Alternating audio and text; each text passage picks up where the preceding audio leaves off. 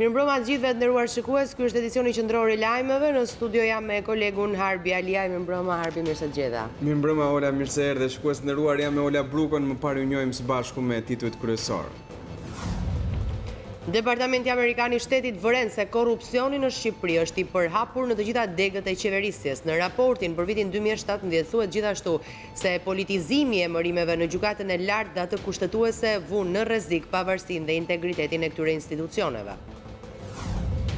Kryeministri Rama deklaroi për një gazetë gjermane se Shqipëria dëshiron thjesht një vend në tryezën e negociatave me Bashkimin Evropian, sipas tij nëse këto negociata nuk fillojnë atëherë njerëzit do të largohen nga Shqipëria. Rama shpreh shqetësimin për qëndrimin që do të mbajë Bundestagu gjerman. Lulzim Basha dënoi sulmet kundër kreut të Komisionit të Çështjeve të Bashkimit Evropian në Bundestag, që sipas tij janë financuar nga kryeministri Rama. Basha komentoi raportin e Departamentit Amerikan të Shtetit sipas qyr të realitetit të hidhur në Shqipëri. Kryeministri Rama deklaroi se po punohet për një skemë që bizneset e të vogla të hiqet stresi i tejkalimit të pragut të xhiros. Ai bëri të ditur se po analizohet deri në çmas do të ngrihet tavani që shumica dërmuese e bizneseve të mos kenë problem që të deklarojnë xhiron e tyre të vërtet. Kontrolli i lartë i shtetit kallëzoi në prokurori ish-drejtorin e Aluiznit Kamës Vorsi dhe disa ish zyrtar të kësaj drejtorie për shkak se kishin bërë legalizime të paligjshme duke abuzuar me detyrën. Korea e Veriut ka pezulluar të gjitha testet raketore dhe ato bërthamore. Deklarata u bë nga lideri i vendit Kim Jong-un. Presidenti amerikan Trump e cilësoi një lajm shumë të mirë për të gjithë botën.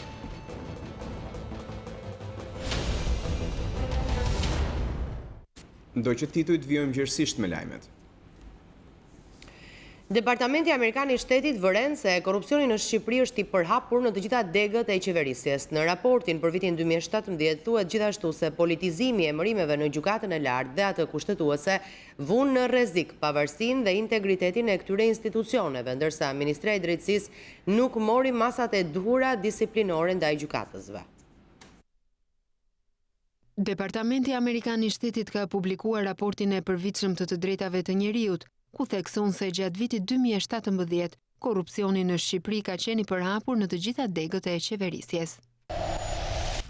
Mes janarit dhe gushtit zyra e prokurorit të përgjithshëm regjistroi 185 hetime të reja korrupsioni. Gjatë së njëjtës periudhë 122 persona dolën në gjyq për shkelje të lidhura me korrupsionin dhe 99 u shpallën fajtor. Ndërsa prokurorët shënuan përparim të konsiderueshëm në ndjekjen e rasteve të korrupsionit në nivele të ulta, përfshirë prokurorë dhe gjykatës të korruptuar, ndjekja penale e krimeve të niveleve më të larta nuk po ndodh, për shkak të frikës së hetuesve për akmarrje, një mungesë të përgjithshme burimesh dhe korrupsionit brenda vetgjyqësorit. Në raport thuhet gjithashtu se pandëshkueshmëria mbetet problem serioz.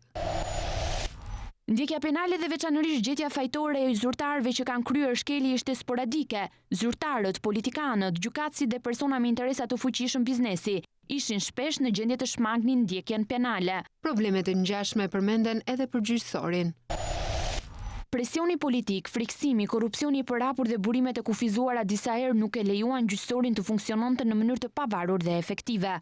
Në raport thuhet gjithashtu se politizimi e emërimeve në gjykatën e lartë dhe atë kushtetuese vun në rrezik pavarësinë dhe integritetin e këtyre institucioneve dhe se Ministria e Drejtësisë nuk mori masat e duhura disiplinore ndaj gjykatësve. Raporti i dashur thekson se në përgjithësi autoritetet mbajtën kontroll efektiv mbi policinë, Gardën e Republikës, forcat e armatosura dhe shërbimin e zbulimit, megjithëse zyrtarët her pas here përdorën burime shtetërore për përfitime personale dhe pjesëtar të forcave të sigurisë kryen shkelje.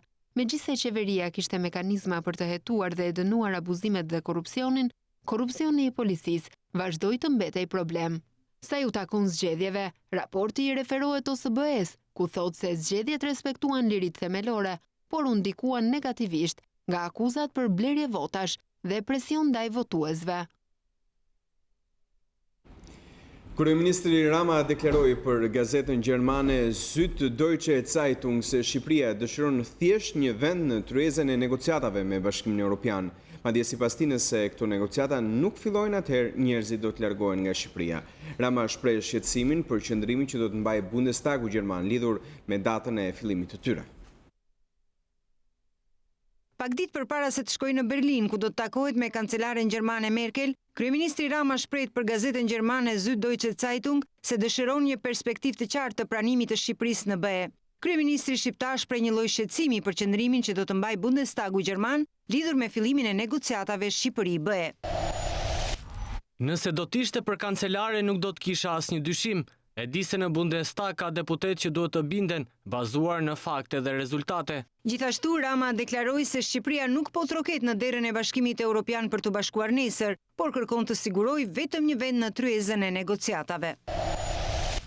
Ne nuk po trokasim në derën e Bashkimit Evropian për të bashkuar nesër, thjesht duam të ulemi në tryezën e negociatave. Nuk bëhet fjalë për thedhimin përpara zgjerimit, por për thedhimin e njëkohshëm.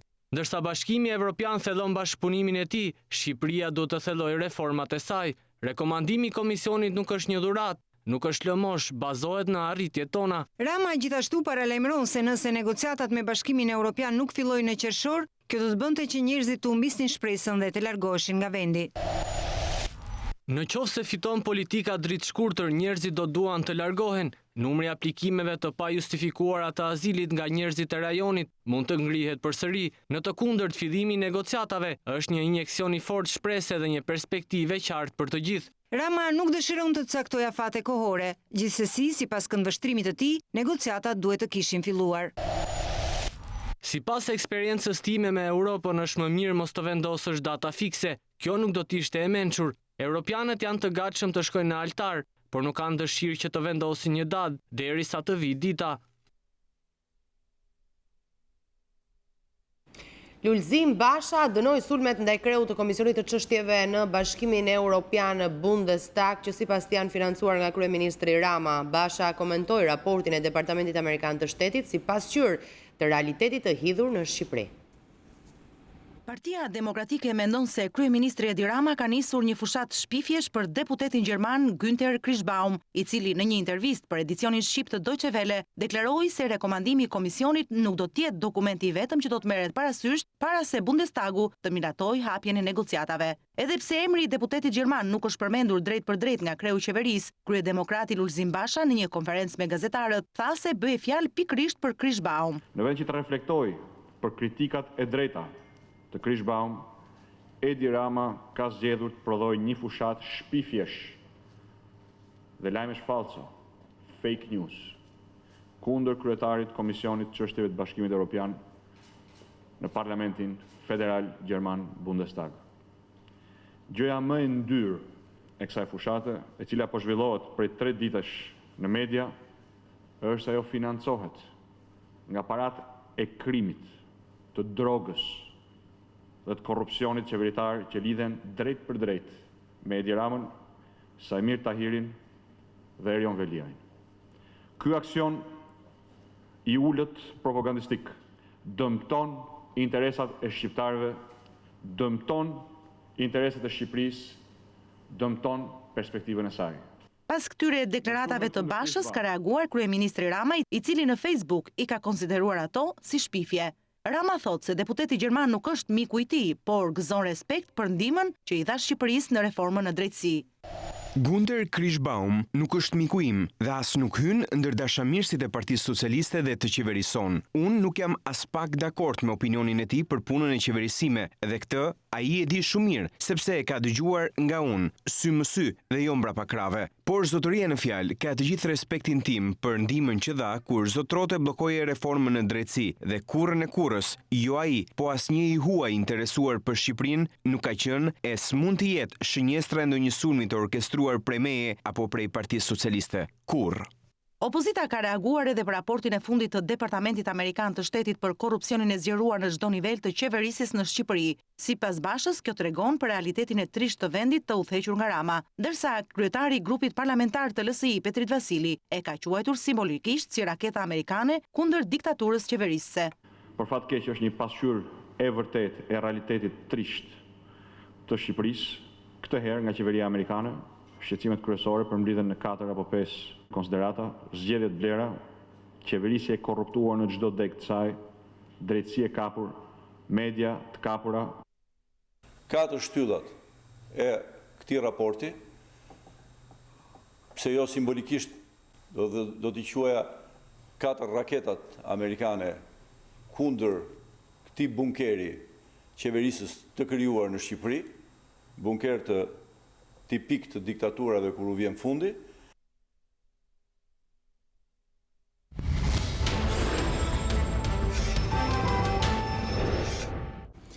Kryeministri i vendit Edi Rama deklaroi se lushnja po punohet për një skem të re që bizneseve të vogla t'u hiqet stresi te kalimi të pragut të xhirës së tyre.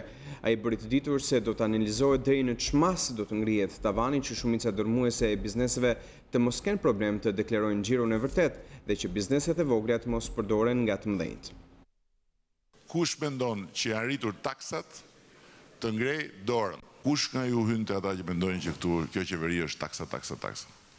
Se s'ka mundësi tani mos jetë asnjëri se na lat pa muhabet. E ngriti njëri dorën, dil pa këtu. Më thuaj çfarë taksash janë rritur ty? Ashtu taksa 20%. Kjo 20%. Kjo tani? Po pra. Deri tani nuk paguar më pak, tani paguaj 20% më shumë. Vi bien mbi popull. Duke dëgjuar këto argumente mbi skemën e TVSH-s nga lushnja, kryeministri Rama tha se biznesi i vogël gënjen shtetin duke mos i deklaruar fitimet e vërteta. Të gjithë gënjejnë. Nga i pari tek i fundit. Kemi analizuar dhe arsye pse gënjejnë. Kush thot kam xhiro 40 milion të vjetra, nuk e ka 40 milion, e ka shumë më tepër. Kush thot e kam 70 milion, nuk e ka 70 milion. 85 milion janë mbi 100 milion. Nuk diskutohet fare. Gënjejnë për shkak se nuk duan të kalojnë pragun dhe duke kaluar pragun pastaj bëhen të mëdhej dhe duke bërë të mëdhej paguajnë një taks më të lartë, janë në një marrëdhënie mëkati me të madhin. Se i madhi i jep pa faturë. Edhe në rastin kur i madhi do ta japi me faturë, i vogli ka tendencën të thotë ma jep pa faturë sepse po ma dhe pa faturë u ri fshehur. Pra është e gjitha një lojë që ne do japim fund. Rama sqaroi arsyet sepse biznesi i vogël me xhiro mbi 2 milion lek u fut në skemën e TVSH-s. Ne po punojmë për një skem që t'ja u heqim të vegjëlve të sotëm, që nuk janë të vegjël në fakt. Stresin e kapërcimin pragut. Nuk do t'i konsiderojmë bizneset të mëdha në momentin kur kalojnë 8 milion. Që mos kenë asnjë nevojë që të gënjejnë dhe që të mos kenë problem që ta deklarojnë siç e kanë xhiron. Bëjmë analizën dhe do të shkojmë në një tavan ku shumica dërmuese nuk do kenë më problem të thonë vërtetën, sepse nuk do e kalojnë pragun për të ngrënë pastaj taksën 50% dhe për të shkuar nga 5 në 15. Do mbeten te 5-a, por do kenë tavan më të lartë. Duke ju referuar ankesave të qytetarëve për rritjen e taksave, Rama tha se fatura e energjisë elektrike dhe ujit nuk mund të konsiderohen taksa. Më herët, gjatë takimeve në Fier, kryeministri Rama foli për parazit dhe grabitqar që sipas tij ka ende në zyrat e administratës. Kryeministri ftoi qytetarët të denoncojnë në platformën e qeverisjes dhe paralajmëroi se kush vonon apo zvarrit dhënien në shërbim për qytetarët do të mbajë përgjegjësi. Në një takim me drejtuesit qendror e vendor për punësimin dhe shërbime të ndryshme, kryeministri Rama nuk i kurseu shigjetat për disa zyrtar të administratës. Ai vrejti se ende ka nga ata që i cilësoj parazit e grabitqar. Ende në zyrat e shërbimeve administrative ka parazit me grabitqar që janë mësuar të shfrytëzojnë detyrën dhe mundësinë që u jep detyra për të përfituar në dëm të interesit dhe drejtave të qytetarëve. Duke kujtuar se ka mbi 80 raste largimesh nga puna në hipotek për abuzime, zvarritje dhe shkelje, kryeministri një mesazh e kishte edhe për të gjithë drejtuesit e tyre, ndërsa nga qytetarët kërkoi të jenë bashkëpunues dhe të raportojnë në platformën përkatëse. Drejtuesit e hipotekave do ta kenë shumë të qartë që ajo që kanë përsipër është një detyrë me një rëndësi shumë të madhe në jetën e qytetarëve sot. Vonesat, zvarritjet, mosdhënia e shërbimit në kohë janë radhpar përgjegjësi e tyre. Janë sot mbi 80 raste largimesh nga puna në hipotekë. Pikërisht për këtë shkak. Mjafton që të drejtohen në platformën e bashkëqeverisjes, të shpenzojnë maksimumi 3 minuta për të bërë me dije problemin e tyre dhe brenda 10 ditësh të marrin përgjigje. Rama përmendi edhe punën e tatimorëve, të cilët kanë informuar biznesin e vogël për ndryshimet e fundit në TVSH. Deri javën e shkuar, tatimet kanë arritur të takojnë dhe të komunikojnë drejt për drejt me afro 6.000 prej tyre në territor. Objektivi është që të takohen që të gjithë, të shpjegohet që të gjithë se për çfarë bëhet fjalë, por për te këtij momenti delikat është e domosdoshme që marrëdhënia mes tatimeve dhe biznesit të jetë një marrëdhënie që qëndron mbi parimin e bashkëpunimit, jo mbi parimin e ndëshkimit. Dhe këtu kemi shumë për të bërë. Dibranët kanë protestuar ditën e sotme kundër vendimit për përfshirjen e biznesit të vogël në skemën e tatimit mbi vlerën e shtuar. Protestuesit e konsiderojnë si barë të madhe për biznesin e tyre të vogël dhe kërkojnë që të hiqet dorë nga ky vendim, i cili do të çojë në falimentimin e tyre. Gjithashtu fermerët të mbledhur në protestë përpara prefekturës së Dibrës kërkuan dëmshpërblimin për prodhimet e dëmtuara. Nga ana tjetër, ata thanë se në Dibër nuk ekzistojnë fermerë pasi për të quajtur të tillë, ata duhet të kenë mbi 30 hektar tokë për të përfituar subvencione. Në mbështetje të protestuesve ishte edhe deputeti i Partisë Demokratike Xhemal Gjungshi.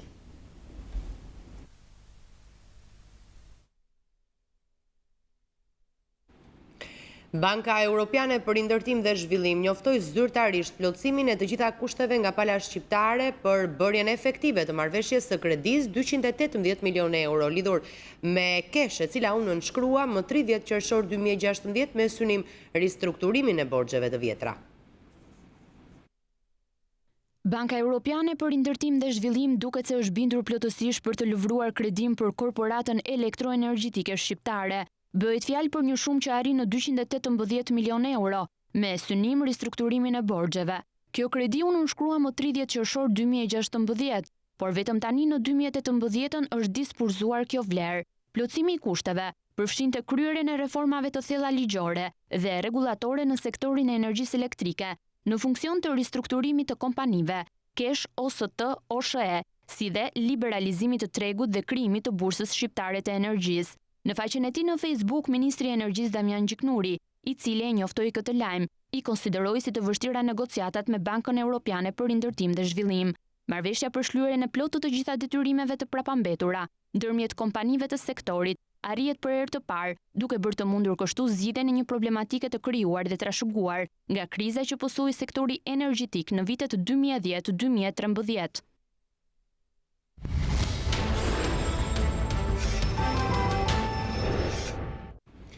Ndryshimet në statutin e Partisë Demokratike që i hapin rrugë për të rikthyer në kupolën drejtuese nuk e pajtojnë Josefina Topallin me Lulzim Bashën. Në një reagim të saj në Facebook mes akuzave për Bashën, ish kryeparlamentare e cilëson ditën e mbledhjes së Këshillit Kombëtar premtja zeze PD-s. Sipas asaj, shpëtimi i partisë është largimi i Bashës nga drejtimi i saj. Ndonse ndryshimet në statutin e demokratëve të vendosura në mbledhjen e Këshillit Kombëtar të Partisë Demokratike i hapën rrugë rikthimit të ish kryeparlamentares Josefina Topalli në kupolën drejtuese, paqja mes saj dhe Bashës duket një mision i pamundur. Në një reagim në Facebook, Topalli ngre një sër akuzash ndaj kreut të Selis Blu, duke e quajtur ditën e mbledhjes si të premten e zezë për Partinë Demokratike. Për herë të parë në historinë e PD-s ndodh që në Këshillin Kombëtar të Partisë Demokratike të mos lejohet që të diskutohet për zhvillimet politike, të mos lejohet të bëhet një analizë e situatës pas humbjeve të përsëritura dhe në veçanti pas humbjes katastrofale të 2017-s.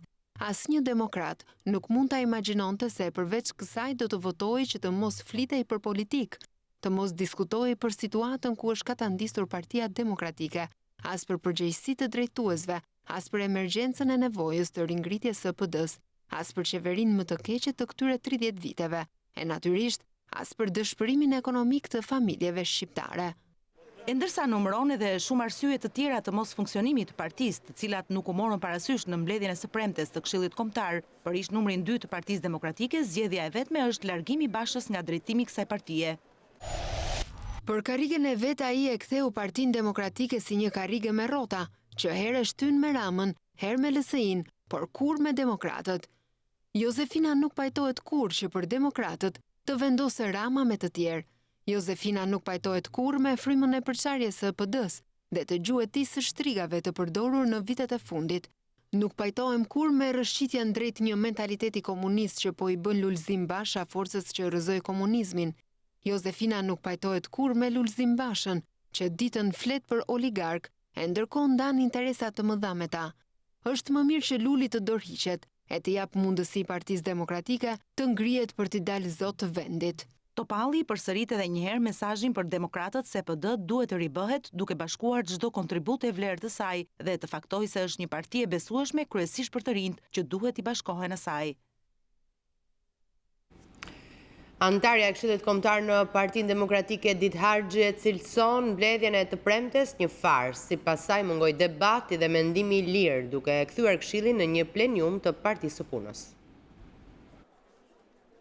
Antarja e Këshillit Kombëtar në Partinë Demokratike Ditë Harxhi tregon për herë të parë detajet nga mbledhja e së premtes, si edhe debatet e zhvilluara me saj dhe kreu të partisë Lulzim Basha. Unë nuk mendoj dhe nuk kam menduar për asnjë moment dhe kur jemi ulur të shkruajmë atë projekt statut dhe konsultuar me statutet të tjera të partive europiane, të djathta europiane, që kriza në Partinë Demokratike është krizë statutore. Përkundrazi, në çdo moment unë kam theksuar që kriza në Partinë Demokratike është krizë politike dhe krizë leadershipi. Mbledhja e djeshme i ngjante më shumë një pleniumi të Partisë Punës. U thye debati, ajo përfundimisht u kthye në një parti monokratike dje. E ftuar në emisionin Kjo Javë, Harxhi e cilëson mbledhjen një farsë dhe jep argumentet e saj. Zoti Basha nuk dëshiroi në fillim që të hapte që të diskutohej në princip.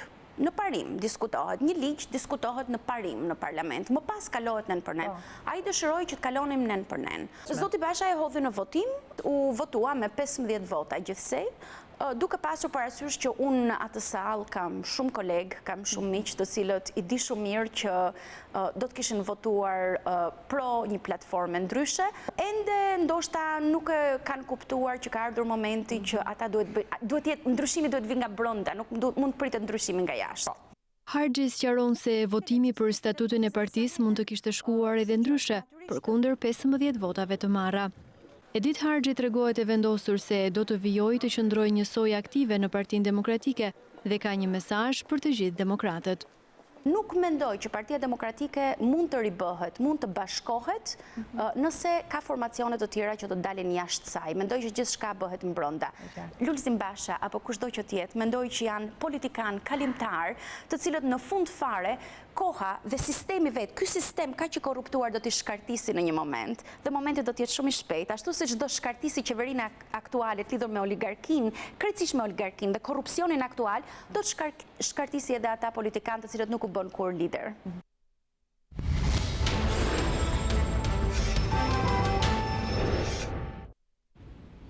Avokatja e popullit Erinda Ballanca e ftuar në emisionin Kjo Javë në News24 sqaroi publikisht problematikat dhe shkeljet evidentuara nga institucioni që ajo drejton gjatë arrestimit protestuesve në rrugën e Kombit.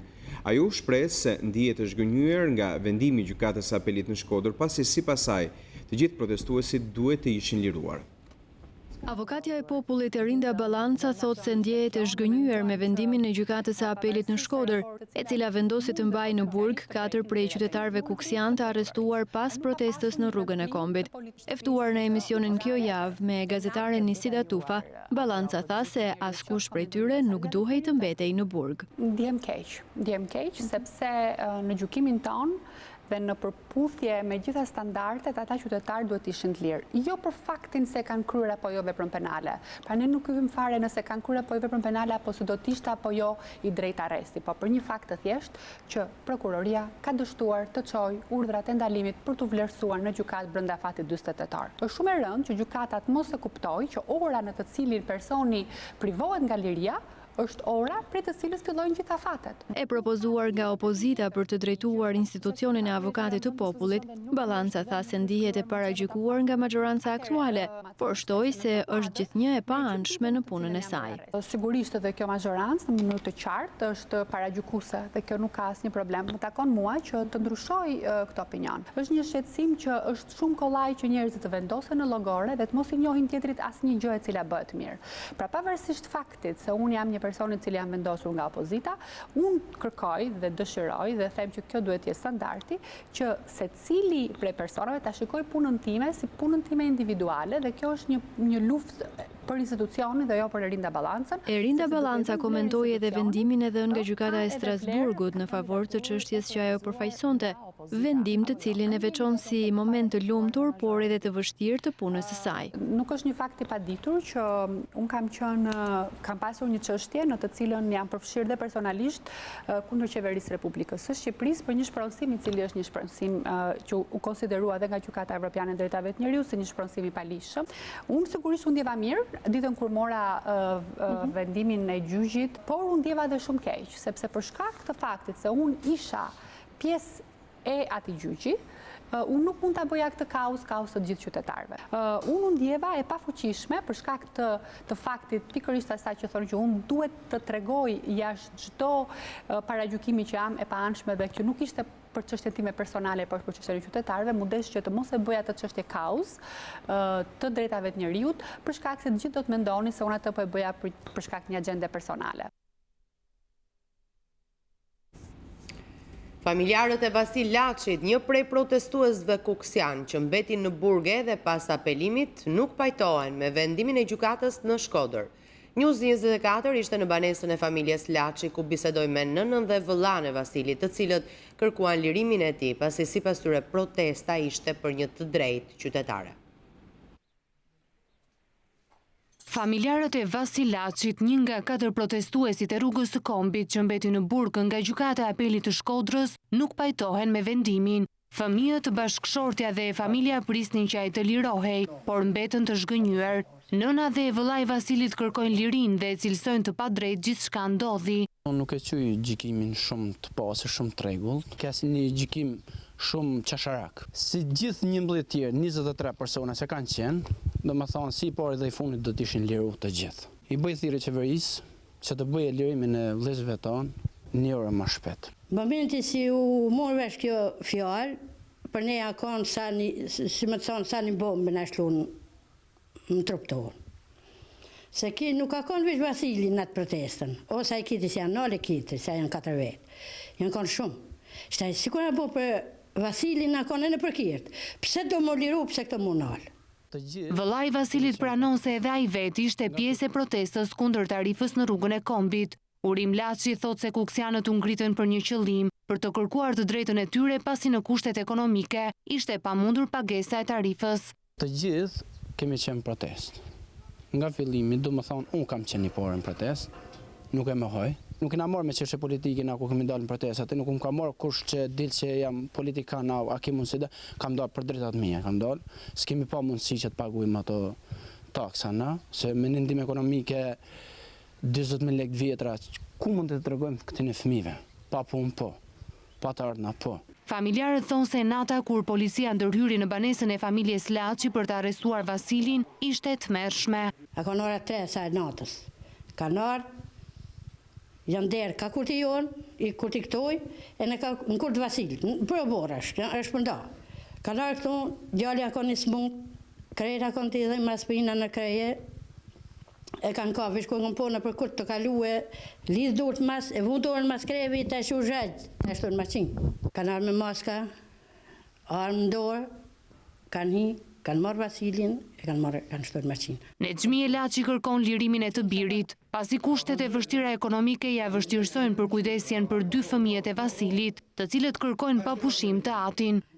Dëshirë më të madhe djalë me ma prov të shpoja. Nuk ko ma gjuna mi po fëmijë të kohë gjithë natën që të për babën e vetë.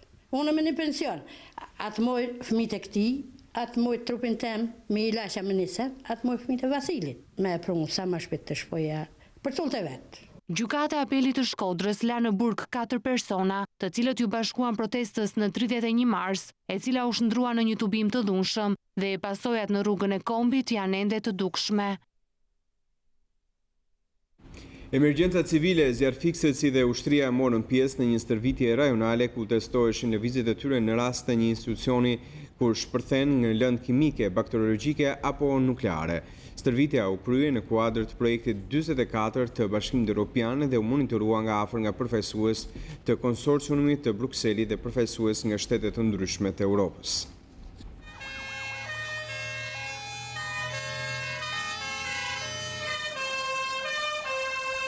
Alarm, laboratori i një universiteti ka shpërthyer.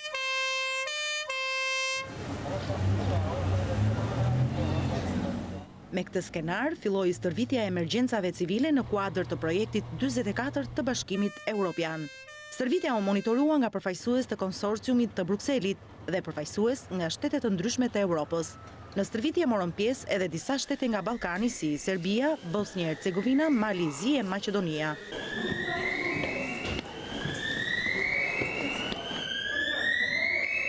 Forcat zjarfikse vepruan në mënyrë të tillë sikur laboratori që presupozohet se shpërtheu të kishte lëndë të dëmtimit në masë kimike, bakteriologjike apo nukleare. Stërvitja ka në skenar, siç thash, shpërthimin e një laboratori kimik në universitet dhe reagimi i strukturave operacionale, të cilat Drejtoria e Përgjithshme e Emergjencave Civile i ka angazhuar duke filluar nga shërbimet zjarfikse, që janë grupet e para që operojnë në terren, janë kompania e kimisë e Ministrisë së Mbrojtjes, strukturat e policisë në mënyrë të veçantë angazhohen për kufizimin dhe rujtjen dhe garantimin që askush mos hyjë në zonën e prekur nga lëndët sibjaren. Stërvitja ishte një demonstrim real që tek ndodhja e incidentit, afrimi strukturave të emergjencës, kufizimi i territorit dhe hyrja në ambientet e universitetit me mjete dhe pajisje të specializuara për të dhënë ndihmën e parë. Ne kemi insistuar që kjo stërvitje të mos ketë dinamik të shpejtësisë së veprimeve, por të ketë saktësi veprimesh me qëllim që kjo stërvitje treguese që ekipet pjesëmarrëse dhe të gjithë ata që do ta shikojnë të regjistruar, të nxjerrin mësime për mënyrën e reagimit në rastet e përdorimit të armëve të dëmtimit në masë. Dhe stërvitjet, veprimet janë të kalkuluara, janë veprimet të ngadalta, por veprimet të lehtësueshme. Për mbarvajtjen e gjithë stërvitjes ishte i nevojshëm koordinimi i të gjitha strukturave. Këto janë situata shumë të ndërlikuara në rast se ndodhin në jetën reale dhe për të përballuar këto situata, patjetër që duhet një bashkëpunim dhe një bashkërendim i mirë i veprimeve në terren. Ky demonstrim sot është produkt i një pune më shumë se 20 ditore i shërbimeve zjarfikës të Bashkisë Tiranës dhe Bashkisë Vorës. Dhe këto 20 ditë punë veç përgatitjes për demonstrimin e ditës sotme, shtojnë bashkëpunimin me këto institucione. Operacioni u drejtua nga qendra kombëtare operacionale. Gjithë stërvitja u vëzhgua nga përfaqësues të Bashkimit Evropian, të cilët në fund dhanë vlerësimin e tyre. Në të ardhmen pritet që të ripërsëriten të tilla stërvitje, por duke përdorur element të vërtet kimik.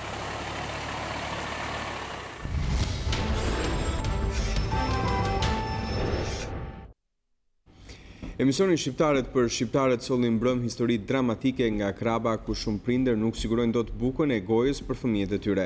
Ena të Skame dhe Mjerim Fundacioni i Firdeus ka ndezur një dritë të shprese duke siguruar ushqim për fëmijët në mencën sociale. Një shtëpi të ngrohtë kanë tashmë edhe të moshuarit në snusem të Gramshit. Ndiqni historitë e tyre. Mrekullit ndodhin vetëm tek Shqiptarët për Shqiptarët. Emisioni Shqiptarët për Shqiptarët u dotoi sërish në Krap, ku varfëria ka kapluar çdo familje. Banorët që kanë mbetur në këto anë mundohen të jetojnë mes kushtesh të vështira, mes pamundësisë dhe skamjes që vret. Vret shpirtin e një babai që nuk ushqen dot fëmijët. Vetëm me ushqes, mundësi tjetër nuk kam, vetëm me ushqy. Nuk kam pasur mundësi tjera më tepër që të kenë kushtet, të kenë drita ose të kenë një televizor. Edhe lodra kërkojnë nga i herë edhe rroba, shohin tjerit, po nuk e përballoj dot. Janë të zgjuar dhe nuk kërkojnë gjëra tepër që janë jashtë mundësisë, nuk i kërkojnë asnjëherë. Çokolladat e kështu nuk e parahajmë shumë nga që na vjen parku dhe vetëm ditëlindje sa babim kërkon. Vret zemrën e një nëne që nuk i rrit dot e vetë me jetimet e saj. Vret dëshirat dhe ëndrat e fëmijëve. Janë 5 fëmijë, duan të hanë, duan të vishen. I kërkoj qëra, roba si shoqet e mia.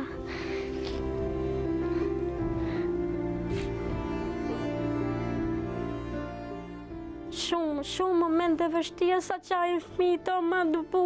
Fëmijët e mi flijen do babu.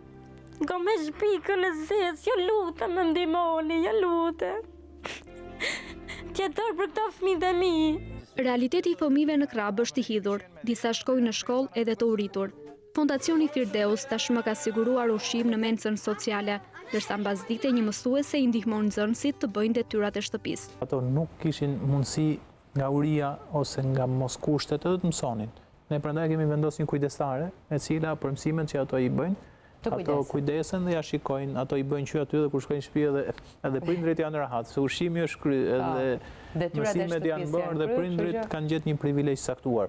Fshati Snosem në Gramsh lëngon nga braktisja masive. U ndalëm në këtë fshat për një histori që brenda ka dhimbje dhe lot. U ndalëm për ata të mbeturit që mes vuajtjes dhe mjerimit na thirrën mes maleve për të dëgjuar historinë e tyre. Këtu banon Majore Abazi, 76 vjeç, dhe bashkëshorti i saj Faiku, 84 vjeç, i paralizuar prej vitesh. Me mos je fare. Çdo rrete unë. Koj marr krah gjallësi. Të vetmuar, të sëmurë e të braktisur nga fati, ata jetonin në një shtëpi të shkatruar. Të plej se kërcot me të këtu. Që do bësh? Mërditesh. U thyen të 3 trarët, rata dhani u përkull, binte shi u brenda gjitë, si ande dhe këte anderan muret tartë, të ra një faqe. S'kishe vend, ajo më tanë që rinja. Dritet s'ka se u pren nga u shemën. U prekorante. Donja të qatin, donja të dhere pëngjere, s'dua gjë brenda. Asë një nuk dua të shë.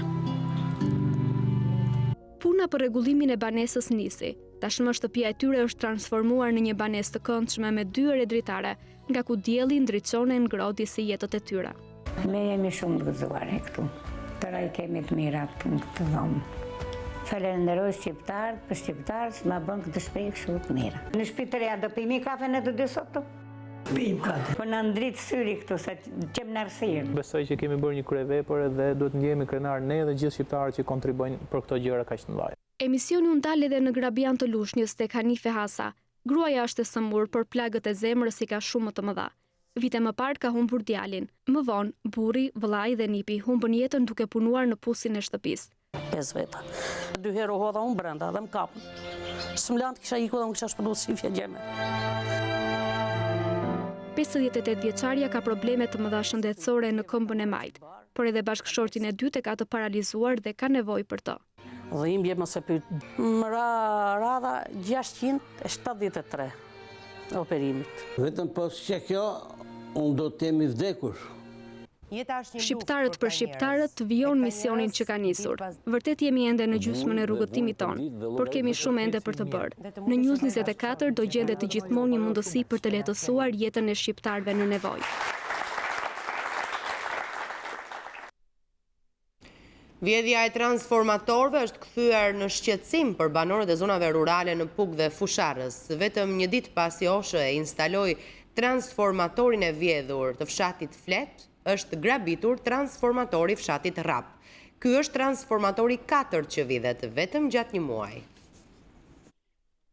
Vjedhja e transformatorëve të energjisë elektrike është kthyer në një fenomen shqetësues në fshatrat e Pukës, teksa po shkaktojnë errësirën për zona të tëra rurale. Vjedhësit, të cilët mendohet se i përkasin të njëjtit grup që po vepron në të gjithë zonën, pasi stakojnë energjinë elektrike, duke lënë të kuptohet se ka një uri për një veprim të tillë, hapin qëtësisht transformatorët dhe nxjerrin prej andej bobinat prej bakre, duke u larguar të pashqetësuar nga askush. Sipas operatorit të shpërndarjes së energjisë elektrike, vetëm gjatë muajit të fundit janë vjedhur 4 transformatorë në fshatra të ndryshëm të Pukës e Fusharzit, ndërsa i fundit u vodh gjatë mesnatës së kaluar në fshatin Rape, duke lënë pa energji këtë fshat, por përpasoj edhe pa ujë të pishëm, pasi furnizohet përmes pompave që funksionojnë me energji elektrike.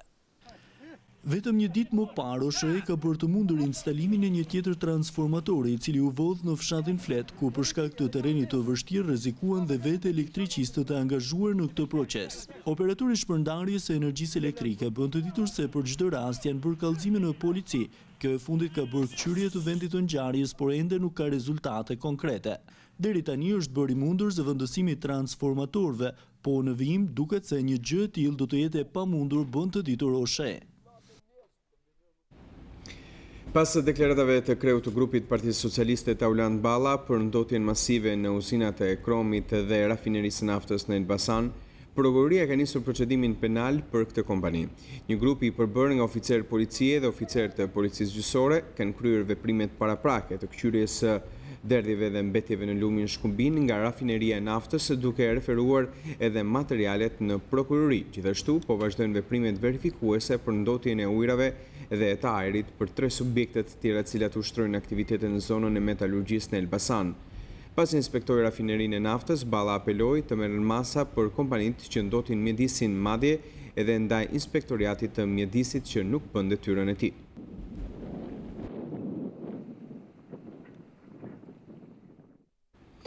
Nga qendra shëndetësore e Roskovecit, Ministria e Shëndetësisë dhe Mbrojtjes Sociale Ogerta Manastirliu shpreh se ka nisur programi rehabilitimit të qendrave shëndetësore dhe në qarkun e Fierit po rikonstruktohen 11 të tilla.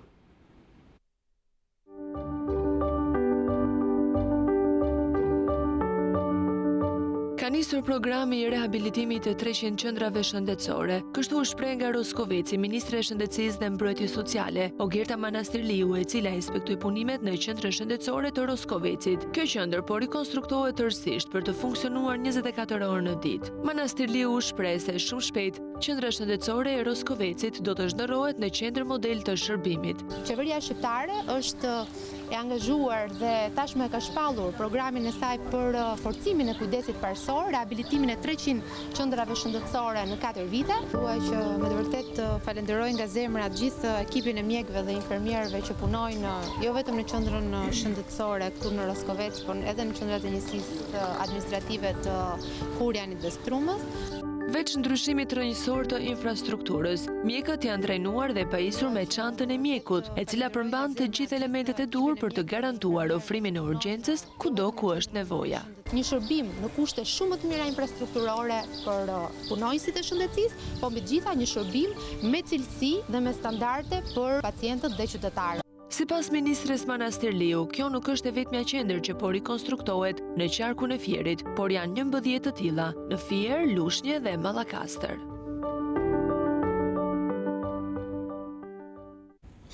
Ish presidenti i Republikës Bamir Topi u bashkua aksionit të Bashkisë së Tiranës për gjelbrimin e qytetit, duke mbjellë 20 pemë me bliri në rrugën e Kokonozëve. Topi theksoi se ndryshe nga të tjerët që mbjellin vetëm debate, Bashkia e Tiranës ka zgjedhur të mbjellë pemë. Pas Alfred Mojsiut, edhe ish presidenti i Republikës Bamir Topi u bashkua aksionit të Bashkisë së Tiranës për gjelbërimin e qytetit. Ai dhe nënkryetari i Bashkisë së Tiranës, Andi Seferi, dhuruan 20 pemë bli, të cilat i mbollën në rrugën e Kokonozëve. Kryebashkiaku Erion Velia i falenderoi ish presidentin për këtë gest dhe theksoi se ky veprim tregon përgjegjësinë e çdo qytetari për të kujdesur për qytetin e tij. Si një qytetar model, miku im Bamir Topi sot na u bashkua në mbjelljen me bli të një rruge pranë lagjes tij për treguar që atë u fillon ke dera shtëpisë. Edhe ne mund të flasim tërkohën për kënaqëritë mëdha kombëtare dhe për gjeste patriotike, po unë them që gjest më patriotik se të gjelbërosh, të mbash pastër, të ndihmosh komunitetin tënd, nuk besoj që ka. Të gjithë qytetarëve, të cilët kanë kuptuar që nga ai që është president, tek ai që është pastrues apo mbjellës i qytetit, ne jemi të gjithë në shërbim të këtij vendi. Ish presidenti Bamir Topi shpreu mirënjohjen e tij për punën që po bën Bashkia e Tiranës në gjelbërimin e qytetit, duke theksuar faktin se ndryshe nga të tjerët që mbjellin vetëm debate, ajo ka zgjedhur të mbjellë pemë. Jam vërtet i gëzuar sot, që jam krah miku tim, Erionit, të cilin e falenderoj dhe përgëzoj pa mas për këtë gjelbrimi intensiv të qytetit. Gjelbrimi sigurisht është ndjesi, e dyta është pasion, është kulturë. Jetojmë kohë interesante, disa mbjellin pemë, disa mbjellin sherrë. Velia e theksoi solidaritetin e treguar nga qytetarët e Tiranës, si dhe të gjitha bizneset dhe institucionet, duke dhuruar pemë për të kontribuar për një qytet më të gjelbër. Ai theksoi se ky aksion që zgjati për disa muaj do t'i shërbejë Bashkisë së Tiranës si një objektiv për t'u ndjekur çdo vit deri në krijimin e pyllit orbital. Udhëtar që u rrezikuan seriozisht si dhe bllokim qarkullimi për rreth 30 minuta në aksin Tepe-Lengjiro-Kastër si pasojë e rrëzimit të papritur të disa pemëve shekullore. Ngjarja u shënua në vendin e quajtur ujë i ftohtë ku si pasojë e fenomenit erozionit disa pemë janë rrëzuar në anë të rrugës. Në video duket qartë që disa mjete kanë shpëtuar paq pa u prekur nga poshtë nga pemët gjigante të cilat në ato momente kanë qenë duke përshkruar këtë aks pra makinat. Ky nuk është rasti i parë që ndodhin incidente të tilla në këtë vend si pasojë e rrëshqitjes së tokës. 2 vite më parë kujtoi një pemë gjigante u rrëzua në mes të rrugës duke rrezikuar një autobus me udhëtar, por fatmirësisht edhe në atë rast nuk pati të lënduar.